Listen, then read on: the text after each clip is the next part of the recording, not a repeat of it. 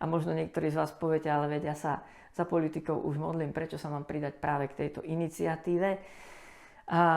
No, spomenul som ten dôvod. Aby v našom radare kresťanov na Slovensku, modlitebnom radare, boli všetci. Aby sme sa nemodlili len za tých svojich. A aby sme možno si ich rozdelili a možno mysleli aj na tých v modlitbách, za ktorých sa nikto nemodlí. A je dobre sa pripojiť a urobiť to spoločne. Takže je skvelé, keď sa modlíte za vládu, za politickú situáciu. A predsa aj tak vás pozývam pripojiť sa aj k tejto iniciatíve, aby sme to mohli robiť spolu a cieľene, strategicky.